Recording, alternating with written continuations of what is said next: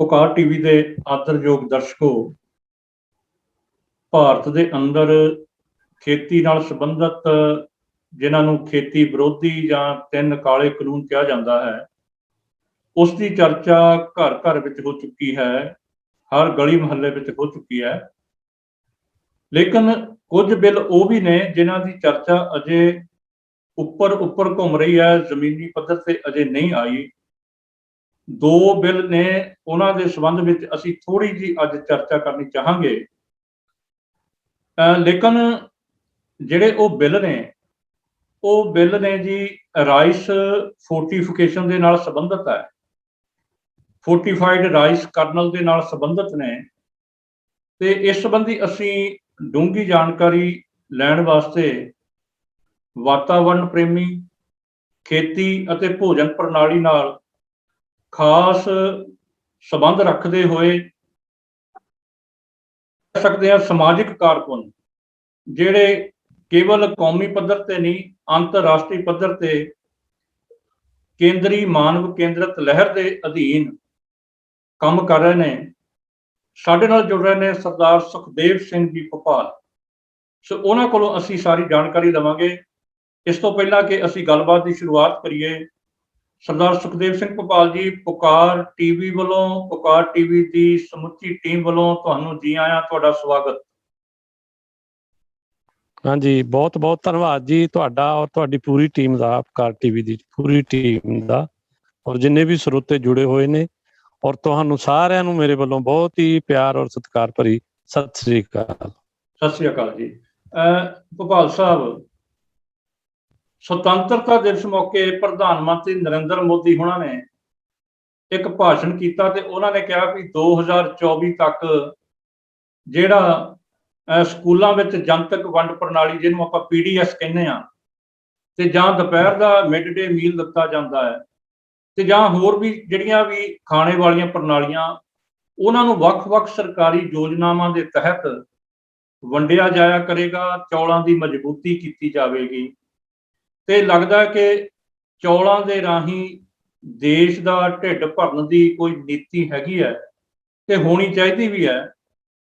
ਹੋ ਸਕਦਾ ਪ੍ਰਧਾਨ ਮੰਤਰੀ ਜੀ ਮਨ ਕੀ ਬਾਤ ਅਕਸਰ ਕਰਦੇ ਨੇ ਤੇ ਕਿਤੇ ਰਾਤ ਨੂੰ ਸੁੱਤਿਆਂ ਪਿਆ ਹੋਵੇ, ਉਹਨਾਂ ਨੇ ਮਨ ਦੇ ਵਿੱਚ ਆਪਣੇ ਇਹ ਵੀ ਬਾਤ ਕੀਤੀ ਹੋਵੇ ਕਿ ਪਿਛਲੇ ਦਿਨੀ ਸੰਯੁਕਤ ਰਾਸ਼ਟਰ ਦੀ ਇੱਕ ਰਿਪੋਰਟ ਆਈ ਹੈ ਜਿਹੜੀ 149 ਦੇਸ਼ਾਂ ਦੇ ਉੱਤੇ ਆਧਾਰਿਤ ਹੈ, ਤੇ ਉਹਦੇ ਵਿੱਚ ਗਰੀਬੀ ਦੇ ਵਿੱਚ ਸਾਡਾ ਭਾਰਤ 139ਵੇਂ ਥਾਂ ਤੇ ਖੜਾ ਹੈ।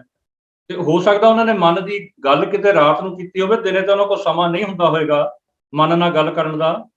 ਇਸੇ ਤਰ੍ਹਾਂ ਫਿਰ ਭਾਰਤ ਵਿੱਚ ਜਿਹੜੀ ਹੈਗੀ ਆ ਸਾਡਾ ਜਿਹੜਾ ਗਲੋਬਲ ਹੰਗਰ ਇੰਡੈਕਸ ਦੀ ਰਿਪੋਰਟ ਹੈ, ਭਾਰਤ 107 ਦੇਸ਼ਾਂ ਚੋਂ 94 ਸਥਾਨ ਤੇ ਹੈ। ਇਹ ਵੀ ਉਹਨਾਂ ਨੇ ਗੱਲ ਨੂੰ ਸਮਝਿਆ ਹੋਏਗਾ ਤੇ ਤਾਂ ਹੀ ਉਹਨਾਂ ਨੇ ਕੋਈ ਏਦਾਂ ਕੀਤਾ ਹੋਏਗਾ ਵੀ ਹੁਣ ਆਪਾਂ ਚੌਲੀ ਸਾਰ ਲਈਏ। ਤੇ ਮੈਨੂੰ ਲੱਗਦਾ ਕਿ ਜੇ ਚੌਲੀ ਸਰ ਜਾ, ਗੱਲ ਤਾਂ ਢਿੱਡ ਦੀ ਭੁੱਖ ਦੀ ਹੈ। ਜੇ ਭੁੱਖ ਨਾ ਲੱਗੇ ਤੇ ਫਿਰ ਸਾਨੂੰ ਦੇਸ਼ਾਂ ਵਿਦੇਸ਼ਾਂ 'ਚ ਧੱਕੇ ਕਿਉਂ ਖਾਣੇ ਪੈਣ? ਮਾਪੇ ਬੱਚਿਆਂ ਕੋਲ ਆ ਜਾਣ, ਬੱਚੇ ਮਾਪਿਆਂ ਕੋਲ ਆ ਜਾਣ। ਜਿਹਨੇ ਦੇਸ਼ ਵਿਦੇਸ਼ ਕਿਤੇ ਜਾਣਾ, ਸ਼ੌਂਕ ਨਾਲ ਜਾਵੇ, ਆਪਣਾ ਕਿਰਤ ਕਮਾਈ ਕਰੇ। ਤੇ ਜਿਹੜਾ ਮਜ਼ਦੂਰ ਹੈ, ਜਿਹੜਾ ਮਜ਼ਦੂਰ ਲਗਭਗ 12-12 ਘੰਟੇ ਮਜ਼ਦੂਰੀ ਕਰਦਾ, ਉਹ ਵੀ ਕਿਤੇ 6-7 ਘੰਟੇ ਕਰ ਲੈ, ਉਹ ਪੂਰੇ ਹਫ਼ਤਾ ਮਜ਼ਦੂਰੀ ਕਰਨ ਦੀ ਥਾਂ 5 ਦਿਨ ਕਰ ਲੈ। ਜੇ ਸਾਡਾ ਹੁਣ ਚੌਲੀ ਸਰਜਾ ਹੈ ਤੇ ਤੁਸੀਂ ਇਸ ਸੰਬੰਧ ਵਿੱਚ ਦੱਸੋ ਵੀ ਇਹ ਕਿੰਨੀ ਕੁ ਵਧੀਆ ਨੀਤੀ ਹੋਏਗੀ। ਵੀ ਸਾਨੂੰ ਲੱਗਦਾ ਵੀ ਇੱਕ ਹੌਸਲਾ ਮਿਲਦਾ ਹੈ ਕਿ ਅਸੀਂ ਹੁਣ ਕੁਛ ਨਾ ਕੁਛ ਖੁਸ਼ਹਾਲ ਹੋ ਜਾਾਂਗੇ ਤੇ ਸਾਡਾ ਢਿੱਡ ਜਿਹੜਾ ਭਰ ਜਾਏਗਾ। ਭੁੱਖ ਦੇ ਤਾਂ ਸਾਰੇ ਦੁੱਖ ਨੇ, ਤੇ ਜੇ ਭੁੱਖ ਨਾ ਲੱਗੇ ਤਾਂ ਆਰਾਮ ਨਾਲ ਬੈਠ ਕੇ ਆਰਾਮ ਕਰਿਆ ਕਰੀਏ।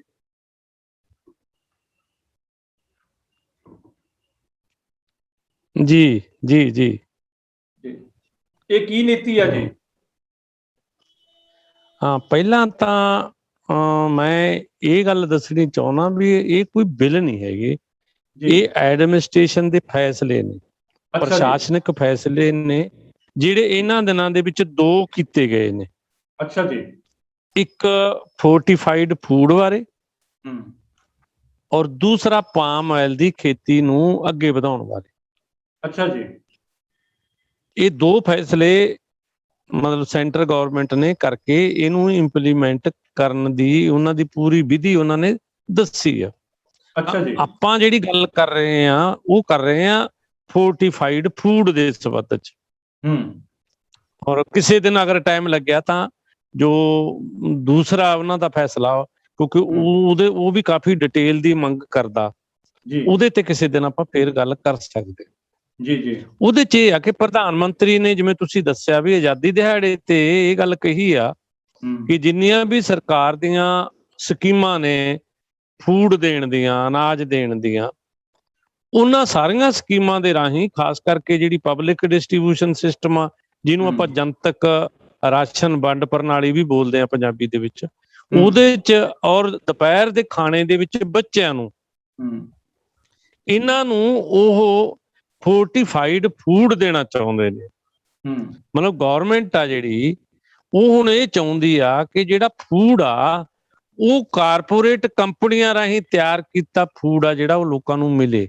ਕਿਉਂਕਿ ਕੈਪੀਟਲਿਜ਼ਮ ਇੱਕ ਐਸੀ ਚੀਜ਼ ਆ ਰਿਸ਼ਪਾਲ ਸਿੰਘ ਜੀ, ਕਿ ਜਦੋਂ ਵੀ ਇਹ ਕੋਈ ਵੀ ਕੰਮ ਕਰਦਾ ਪੁੱਠਾ ਸਿੱਧਾ, ਉਹਦਾ ਪਹਿਲਾਂ ਇਹ ਕੋਈ ਹਿਊਮਨ ਫੇਸ ਬਣਾਉਂਦਾ, ਹਿਊਮਨ ਫੇਸ ਬਣਾ ਕੇ ਦਿਖਾਵਾ ਤਾਂ ਇਹ ਕਰਦਾ ਕਿ ਪਬਲਿਕ ਬੈਨੀਫਿਟ ਲਈ ਹੋ ਰਿਹਾ ਸਾਰਾ ਕੰਮ। ਜਿਵੇਂ ਤੁਸੀਂ ਦੱਸਿਆ ਕਿ ਸ਼ਾਇਦ ਇਹ ਭੁੱਖ ਦੂਰ ਕਰਨ ਲਈ, ਉਹ ਕਹਿ ਰਹੇ ਨੇ ਵੀ ਭੁੱਖ ਤਾਂ ਦੂਰ ਕਰਨੀ ਵੀ ਕਰਨੀ ਆ, ਨਾਲ ਦੀ ਨਾਲ ਅਸੀਂ ਇੱਕ ਕੁਆਲਿਟੀ ਵਾਲਾ ਭੋਜਨ ਆ ਜਿਹੜਾ ਉਹ ਲੋਕਾਂ ਨੂੰ ਦੇਣਾ।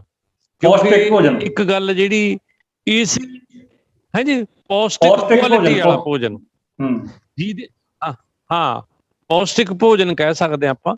ਔਰ ਉਹ ਭੋਜਨ ਆ ਜਿਹੜਾ, ਉਹਦੇ ਜਿਹੜੀ ਸਾਡੇ ਮੁਲਕ ਦੇ ਵਿੱਚ ਭੁੱਖਮਰੀ ਵਾਲੀ ਪ੍ਰੋਬਲਮ ਆ, ਔਰ ਨਾਲ ਦੀ ਨਾਲ ਜਿਹੜੀ ਮਾਲ ਨਿਊਟ੍ਰੀਸ਼ਨ ਵਾਲੀ ਪ੍ਰੋਬਲਮ ਆ, ਕੁਪੋਸ਼ਣ ਵਾਲੀ, ਮਤਲਬ ਇੱਕ ਢਿੱਡ ਭਰ ਕੇ ਖਾਣਾ ਇੱਕ ਅਲੱਗ ਚੀਜ਼ ਹੁੰਦੀ ਆ ਕਿ ਕਿਸੇ ਨੂੰ ਪੇਟ ਭਰ ਖਾਣਾ ਮਿਲ ਰਿਹਾ, ਕਿਸੇ ਨੂੰ ਪੌਸ਼ਟਿਕ ਖਾਣਾ ਮਿਲ ਰਿਹਾ ਜਾਂ ਨਹੀਂ ਮਿਲ ਰਿਹਾ, ਇਹ ਉਦੋਂ ਇੱਕ ਅਲੱਗ ਗੱਲ ਆ। ਕਈ ਵਾਰ ਮਤਲਬ ਆਮ ਆਦਮੀ ਇਹੀ ਸਮਝਣ ਲੱਗ ਜਾਂਦਾ ਕਿ ਪੇਟ ਭਰ ਖਾਣੇ ਦਾ ਮਤਲਬ ਬਸ ਉਹੀ ਹੁੰਦਾ। ਪੇਟ ਭਰ ਖਾਣਾ ਹੋਰ ਚੀਜ਼ ਆ, ਪੌਸ਼ਟਿਕ ਖਾਣਾ ਹੋਰ ਚੀਜ਼ ਆ।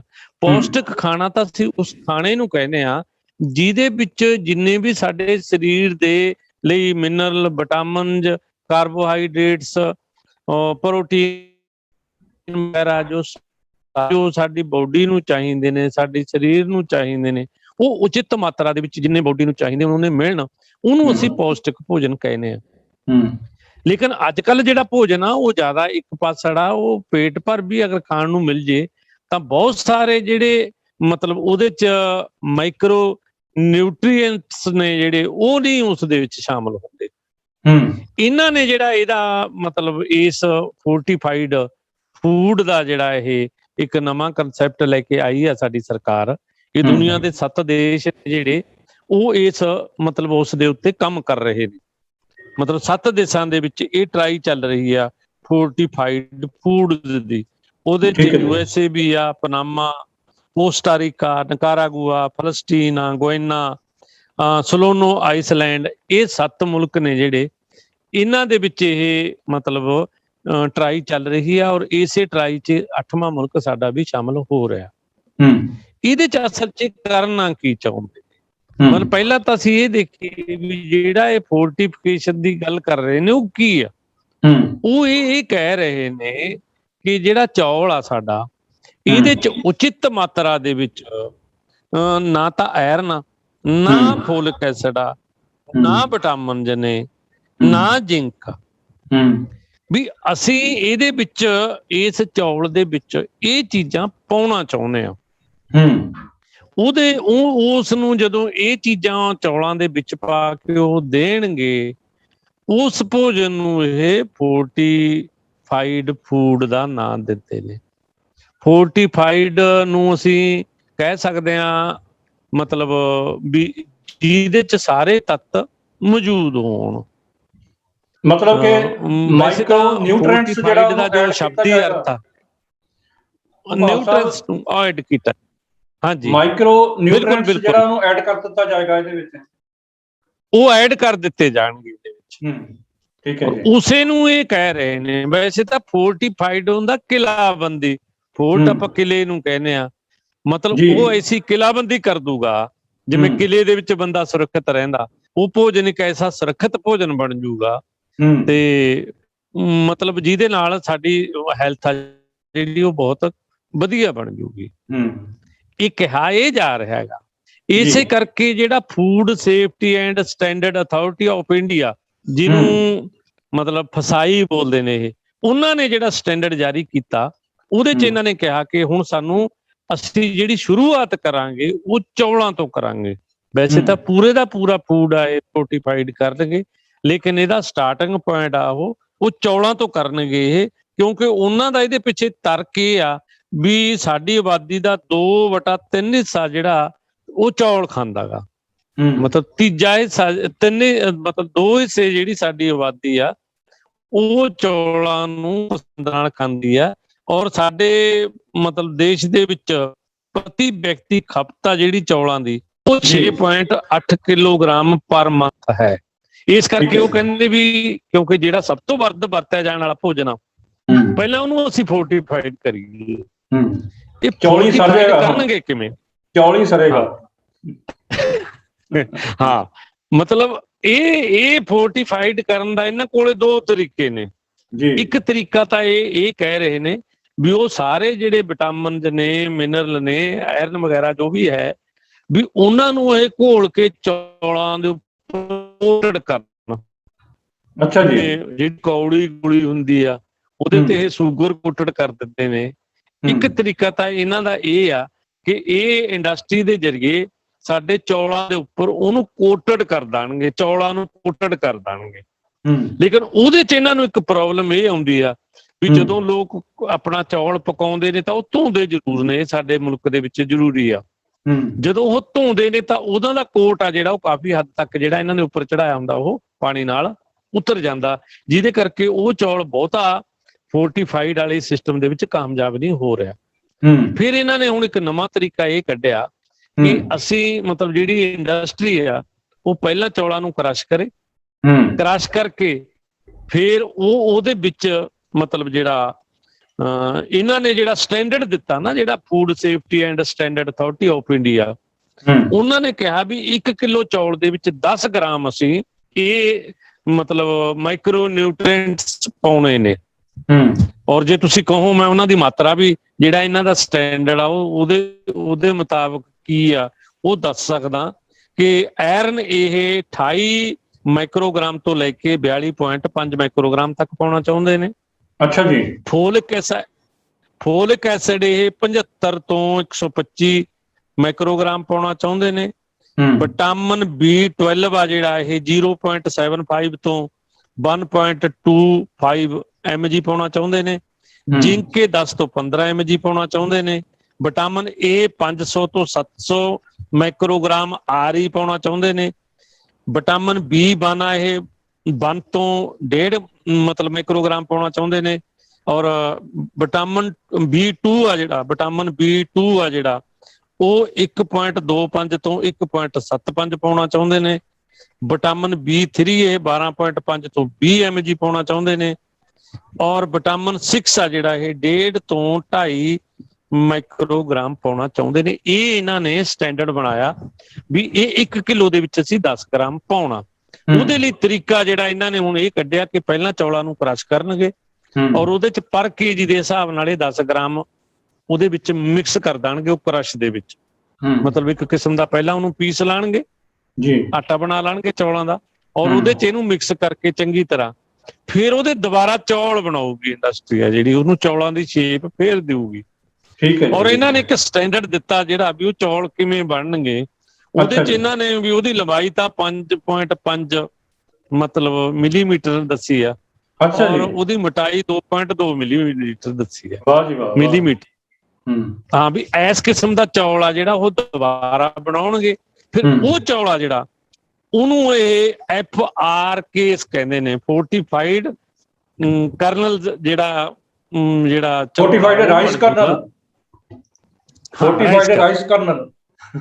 ਹਾਂ, ਉਹਨੂੰ ਇਹ ਉਹ ਕਹਿੰਦੇ ਨੇ ਵੀ ਉਹ 12 ਮਹੀਨਿਆਂ ਤੱਕ ਮਤਲਬ ਜਦੋਂ ਪੈਕ ਕਰਤਾ ਨਾ ਤਾਂ ਉਹ 12 ਮਹੀਨਿਆਂ ਤੱਕ ਆਪਣੀ ਪੈਕਿੰਗ ਦੇ ਵਿੱਚ ਠੀਕ ਠਾਕ ਰਹੂਗਾ। ਔਰ ਉਹਦੇ ਨਾਲ ਉਹ ਕਹਿੰਦੇ ਵੀ ਇਹ ਸਾਰੇ ਜਿਹੜੇ ਮਾਈਕਰੋ ਨਿਊਟ੍ਰੀਐਂਟਸ ਨੇਗੇ ਉਹ ਸਾਰੇ ਲੋਕਾਂ ਨੂੰ ਮਿਲਣਗੇ। ਔਰ ਇਹਦੇ ਨਾਲ ਮਤਲਬ ਜਿਹੜਾ ਸਾਡਾ ਇੰਡੀਆ ਗਾ ਉਹ ਕਾਫੀ ਜ਼ਿਆਦਾ ਹੈਲਦੀ ਹੋ ਜਾਊਗਾ। ਔਰ ਇਹਦੇ ਚੋਂ ਕਹਿ ਰਹੇ ਨੇ ਵੀ ਜਿਹੜਾ FRK ਆ ਉਹ ਅਸੀਂ 7250 ਟਨ ਤੋਂ 6000 ਟਨ ਕਰ ਦੇਣਾ 2 ਸਾਲਾਂ ਦੇ ਵਿੱਚ। ਔਰ ਇਹਦੇ ਲਈ ਉਹਨਾਂ ਨੇ ਹਰੇਕ ਜਿਹੜੀਆਂ ਮਤਲਬ ਆਮ ਤੌਰ ਤੇ ਸਾਡੇ ਜਿਹੜੀਆਂ ਖੰਡ ਮਿੱਲ ਆਪਣਾ ਰਾਈਸ ਮਿੱਲਾਂ ਨੇਗੀਆਂ ਉਹ ਮਤਲਬ 2690 ਦੇ ਕਰੀਬ ਬਣਦੀਆਂ ਨੇਗੀਆਂ। ਔਰ ਉਹਨਾਂ ਨੂੰ ਇਹ ਕਹਿ ਰਹੇ ਨੇ ਵੀ ਤੁਸੀਂ 14 ਸਟੇਟਾਂ ਦੇ ਵਿੱਚ ਇਹ ਕਹਿ ਰਹੇ ਨੇ ਵੀ 13.67 ਲੱਖ ਟਨ ਜਿਹੜਾ ਹੈਗਾ ਅਸੀਂ ਇਸ ਕਿਸਮ ਦਾ ਜਿਹੜਾ ਚੌਲ ਆ ਉਹ ਤਿਆਰ ਕਰਨਾ। ਔਰ ਇਹਦੇ ਤੇ ਜਿਹੜਾ ਉਹ ਖਰਚਾ ਦੱਸਦੇ ਨੇ ਉਹ 60 ਪੈਸੇ ਪਰ ਕੇਜੀ ਆਊਗਾ। ਔਰ ਉਹ ਜਿਹੜੀ ਮਤਲਬ ਜਿਹੜੇ ਸਾਡੀਆਂ ਫਲੋਰ ਮਿਲ ਰਾਈਸ ਮਿੱਲਾਂ ਨੇ ਉਹਨਾਂ ਨੂੰ 15 ਤੋਂ 20 ਲੱਖ ਦੀ ਲਾਗਤ ਨਾਲ ਇੱਕ ਅਲੱਗ ਮਤਲਬ ਮਸ਼ੀਨਰੀ ਲਾਉਣੀ ਪਊ ਜਿਹੜੀ ਇਹ ਕੰਮ ਕਰੂਗੀ, ਜਿਹੜੀ ਫੋਰਟੀਫਾਈਡ ਚੌਲ ਤਿਆਰ ਕਰੂਗੀ। ਔਰ ਉਹ ਕਹਿੰਦੇ ਨੇ 4 ਤੋਂ 5 ਟਨ ਪ੍ਰਤੀ ਘੰਟਾ ਦੀ ਪੈਦਾਵਾਰ ਆ ਜਿਹੜੀ ਉਹ ਮਸ਼ੀਨ ਆ ਜਿਹੜੀ ਉਹ ਦੇਊਗੀ। ਔਰ ਇਹ ਜਿਹੜਾ ਉਹਨਾਂ ਦਾ ਐਕਸਟਰਾ ਖਰਚ ਆਊਗਾ ਇਹ ਸੈਂਟਰਲ ਗਵਰਨਮੈਂਟ ਤੇ ਸਟੇਟ ਗਵਰਨਮੈਂਟਾਂ ਜਿਹੜੀਆਂ ਉਹ ਦੇਣਗੀਆਂ। ਔਰ 15 ਸਟੇਟਾਂ ਦੇ ਵਿੱਚ ਜਿਹਦੇ ਚ ਆਂਧਰਾ ਪ੍ਰਦੇਸ਼, ਕੇਰਲਾ, ਕਰਨਾਟਕਾ, ਮਹਾਰਾਸ਼ਟਰ, ਉੜੀਸਾ, ਗੁਜਰਾਤ, ਯੂਪੀ, ਅਸਾਮ, ਤਾਮਿਲਨਾਡੂ, ਤੇਲੰਗਾਨਾ, ਪੰਜਾਬ, ਛੱਤੀਸਗੜ੍ਹ, ਝਾਰਖੰਡ, ਉੱਤਰਾਖੰਡ ਔਰ ਇਹ ਮੱਧ ਪ੍ਰਦੇਸ਼, ਇਹ ਨੇ ਜਿਹੜੀ ਇਹਨਾਂ ਦੇ ਵਿੱਚ ਮਤਲਬ ਇਹ 15 ਸਟੇਟਾਂ ਦੇ ਵਿੱਚ ਪਹਿਲਾਂ ਇਹ 15 ਜ਼ਿਲ੍ਹਿਆਂ ਦੇ ਵਿੱਚ ਇਸ ਸਕੀਮ ਨੂੰ ਲਾਂਚ ਕਰਨਗੇ ਪਾਇਲਟ ਪ੍ਰੋਜੈਕਟ ਦੇ ਤੌਰ ਤੇ।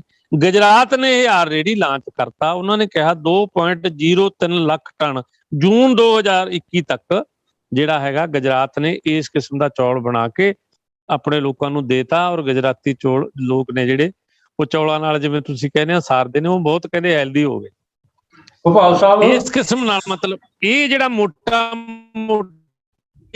ਸਕੀਮ ਆ ਜਿਹੜੀ ਮੈਂ ਤੁਹਾਨੂੰ ਮੋਟੀ ਇਹਦੀ ਜਾਣਕਾਰੀ ਦਿੱਤੀ ਆ।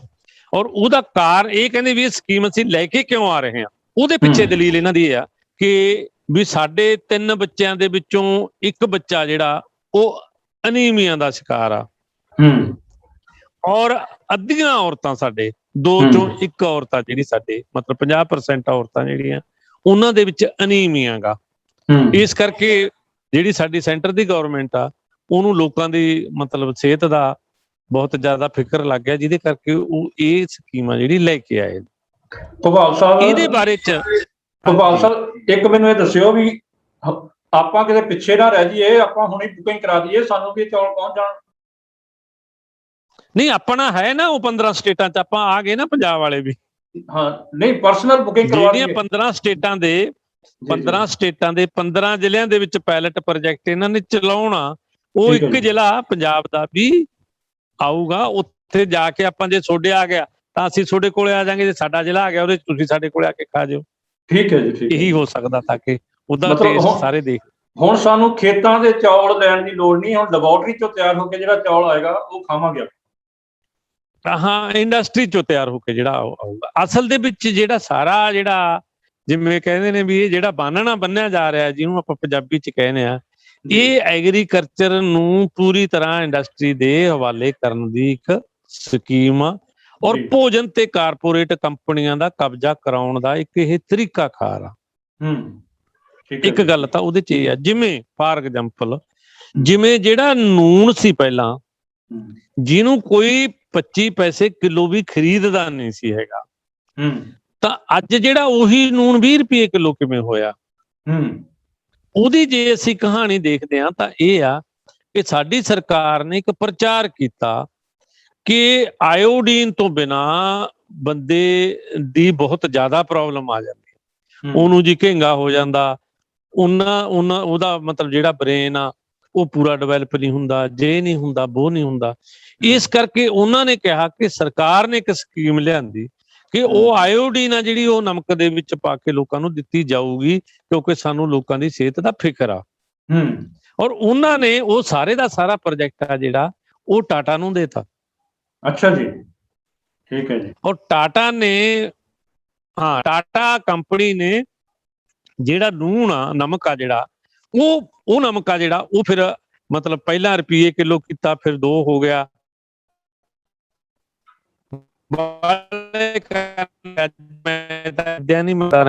ਕਿਉਂਕਿ ਮੈਂ ਤਾਂ ਟਾਟਾ ਨਮਕ ਘਰੇ ਬਾੜ ਤੁਹਾਨੂੰ ਟਾਟਾ ਨਮਕ ਨਹੀਂ ਮਿਲੂਗਾ।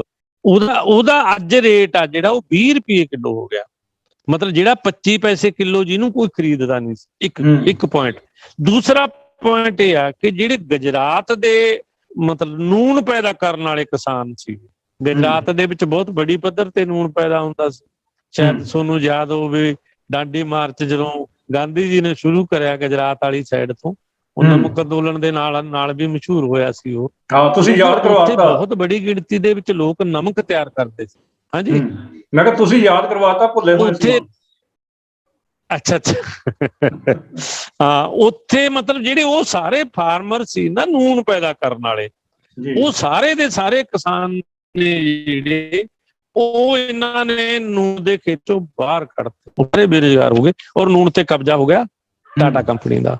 ਔਰ ਇਸੇ ਤਰ੍ਹਾਂ ਇਹ ਕੀ ਕਰਨਾ ਚਾਹੁੰਦੇ ਨੇ ਕਿ ਹੁਣ ਜੇ ਤੁਸੀਂ ਨੂਣ ਬਗੈਰ ਕੋਈ ਕੰਪਨੀ ਬਗੈਰ ਆਇਓਡੀਨ ਮਿਕਸ ਕੀਤੇ ਨੂਣ ਬਾਜ਼ਾਰ ਦੇ ਵਿੱਚ ਲੈ ਕੇ ਆਊਗੀ ਤਾਂ ਉਹਦੇ ਤੇ ਕ੍ਰਿਮੀਨਲ ਕੇਸ ਦਰਜ ਹੋਊਗਾ, ਪਰਚਾ ਦਰਜ ਹੋਊਗਾ।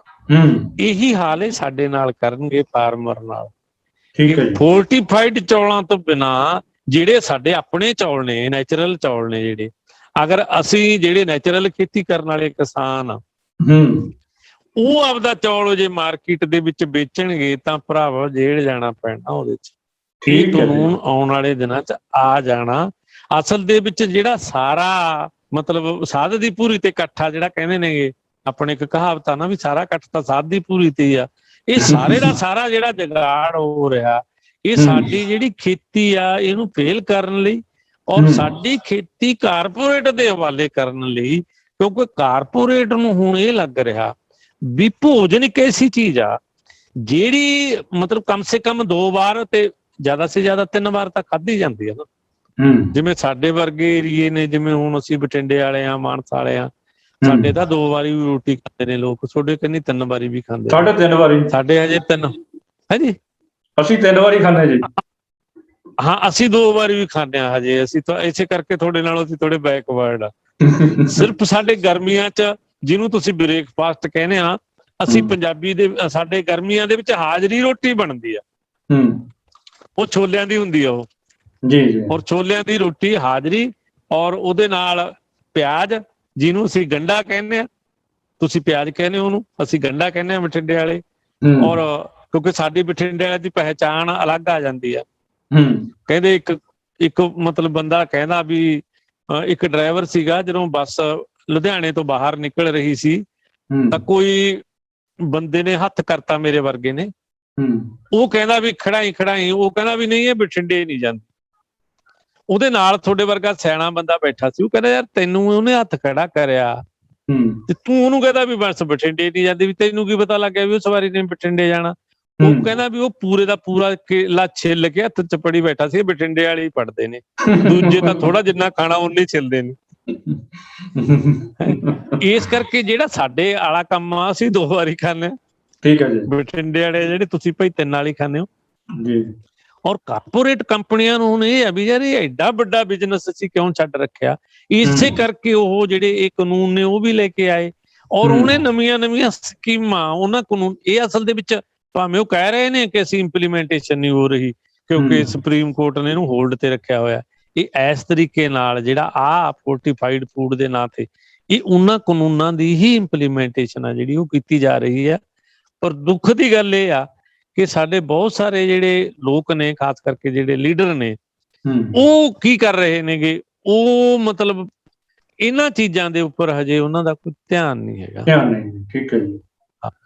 ਮੈਨੂੰ ਕੱਲ ਮੈਂ ਤੁਹਾਡਾ ਤੁਸੀਂ ਮੈਨੂੰ ਇੱਕ ਉਹ ਭੇਜਿਆ ਸੀਗਾ ਵੀ ਇੱਕ ਕਿਸਾਨ ਦੀ ਇੰਟਰਵਿਊ, ਔਰ ਉਹ ਕਹਿ ਰਹੇ ਸੀ ਅਗਰ 400 ਨਹੀਂ ਹੋਏਗਾ ਗੰਨੇ ਦਾ ਰੇਟ ਤਾਂ ਅਸੀਂ ਤੋਂ ਹੱਲਾਂਗੇ ਨਹੀਂ। ਉਹ 50 ਰੁਪਏ ਜਦੋਂ ਵੱਧ ਗਿਆ, ਦੇਖ ਲਾ ਹੱਲ ਗਏ ਤੇਰੇ ਵਾਲੇ ਕਿਸਾਨ ਸੀ ਜਿਹੜੇ ਉੱਥੋਂ। ਸਹੀ ਗੱਲ ਹੈ, ਸਹੀ ਗੱਲ। ਔਰ ਦੂਸਰੀ ਗੱਲ ਇਹ ਆ ਵੀ ਮੈਨੂੰ ਉਹਦਾ ਦੁੱਖ ਇਸ ਗੱਲ ਦਾ ਬਹੁਤ ਹੋਇਆ ਕਿ ਉਹ ਜਿਹੜਾ 50 ਰੁਪਏ ਵਧਿਆ, ਉਹ ਜਿਹੜਾ ਫਾਰਮਰ ਜਿਹੜੇ ਵਿਚਾਰੇ ਇੱਥੇ ਲਾਈਨ ਤੇ ਬੈਠੇ, ਰੇਲਾਂ ਤੇ ਮਤਲਬ ਸੜਕਾਂ ਤੇ ਬੈਠ ਕੇ ਉਹਨਾਂ ਨੇ ਆਪਣੇ ਆਪ ਨੂੰ ਮੱਛਰ ਦੇ ਹਵਾਲੇ ਕੀਤਾ, ਉੱਥੇ ਦੁੱਖ ਤਕਲੀਫ ਝੱਲੀ ਜਿਹੜੀ, ਉਹਨਾਂ ਨੂੰ ਉਹਦਾ ਸਿਹਰਾ ਦੇਣ ਦੀ ਬਜਾਏ ਰਾਜੋਵਾਲ ਨੇ ਜਦੋਂ ਤੇ ਤੁਹਾਡੇ ਉਹ ਜਿਹੜਾ ਉੱਥੋਂ ਵਾਲਾ ਰਾਏ ਆ, ਜਿਹੜਾ ਕੀ ਆ ਉਹਨਾਂ ਦਾ ਪੂਰਾ ਨਾਮ, ਜਿਹੜਾ ਕਿਸਾਨ ਲੀਡਰ ਆ, ਮਨਜੀਤ ਸਿੰਘ, ਉਹਨਾਂ ਨੇ ਜਦੋਂ ਯਾਰ ਮੂੰਹ ਚ ਬਰਫੀ ਉਸਦੇ ਪਾਈ ਨਾ ਕੈਪਟਨ ਦੇ, ਮੈਨੂੰ ਬਹੁਤ ਮਹਿਸੂਸ ਹੋਈ ਉਹ ਗੱਲ। ਮੈਨੂੰ ਇਹ ਲੱਗਦਾ ਵੀ ਕੱਲ ਨੂੰ ਜੇ 3 ਕਾਨੂੰਨ ਰਿਪੀਲ ਮੋਦੀ ਦੇ ਮੂੰਹ ਚ ਵੀ ਪਾਉਣਗੇ, ਜਿਹਨੇ 600 ਕਿਸਾਨ, ਜਿਹੜੇ 600 ਕਿਸਾਨ ਉੱਤੇ ਸ਼ਹੀਦ ਹੋ ਗਿਆ, ਉਹਨੂੰ ਕਿਸੇ ਨੇ ਨਹੀਂ ਯਾਦ ਕਰਨਾ ਉਹ। ਕਿਉਂਕਿ ਇਹਨਾਂ ਨੇ ਇਹ ਨਹੀਂ ਕਿਹਾ ਵੀ ਯਾਰ ਇਹ ਜਿਹੜੀ ਮਤਲਬ ਜਿਹੜਾ ਪ੍ਰਾਪਤੀ ਆ, ਇਹ ਤੁਹਾਡੇ ਸਟਰਗਲ ਦੀ ਪ੍ਰਾਪਤੀ ਆ। ਠੀਕ, ਉਹਨਾਂ ਨੇ ਮਤਲਬ ਇਹ ਨੈਗੋਸ਼ੀਏਸ਼ਨ ਹੋਣੀ ਚਾਹੀਦੀ ਆ, ਉਹ ਹੋਈ।